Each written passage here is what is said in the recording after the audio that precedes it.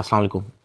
आज मैं आपसे सादुर्रहमान बन के बात करूँगा, ना कि डकी भाई। मैं नहीं चाहता कि कोई ये सोचे कि इस वीडियो का मकसद जो मेरे पे FIR हुई है उसकी कोई जस्टिफिकेशन है।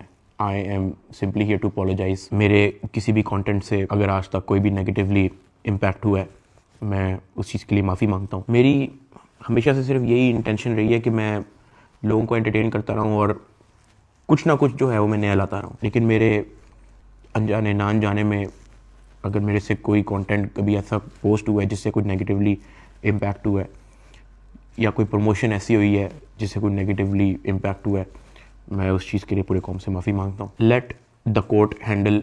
मैं लीगली इस मैटर को एंड तक देखूँगा। मैं कोर्ट्स के साथ पूरी तरह कोऑपरेट करने को रेडी हूँ और कर रहा हूँ।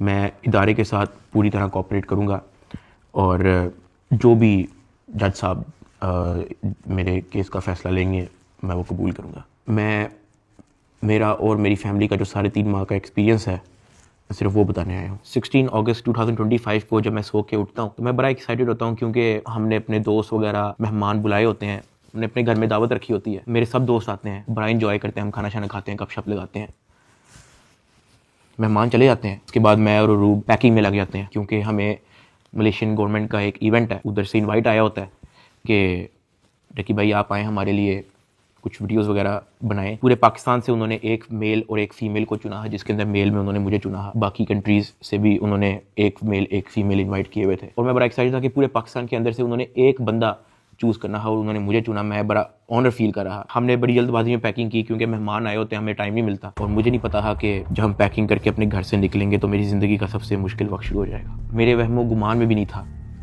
कि मेरे साथ क्या होने जा रहा है। हम जब पैकिंग करके सामान गाड़ी में रखते हैं, गाड़ी हमारी एयरपोर्ट की तरफ चल पड़ती है। एयरपोर्ट पहुंचते हैं, हम सामान अपना अनलोड करते हैं। रात के 9 बजे के करीब हमारी फ़्लाइट होती है। हम काउंटर पे जाते हैं और हमें अपना बोर्डिंग पास मिल जाता है। उसके बाद जहाँ पे इमिग्रेशन होनी होती है, जहाँ पे आपके पासपोर्ट पे एग्जिट स्टैंप लगती है, हम जब वहाँ पे पहुँचते हैं तो वो मेरे से पूछते हैं कि आप पे कोई FIR तो नहीं है। मैंने कहा नहीं। कहता आपका साइबर क्राइम में कोई इशू है क्या?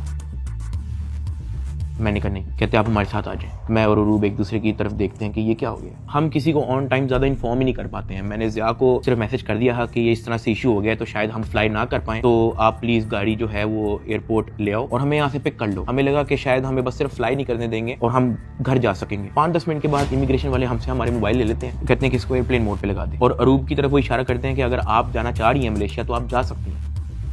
अरूब ने कहा नहीं, अगर साथ मेरे साथ जा रहा है तो मैं चले जाती हूँ, वरना मैं इधर ही ठीक हूँ। शायद ये मेरी गलती ही, मुझे उसको जाने देना चाहिए था, क्योंकि उसके बाद जिस चीज़ से मेरी फैमिली ने गो थ्रू की है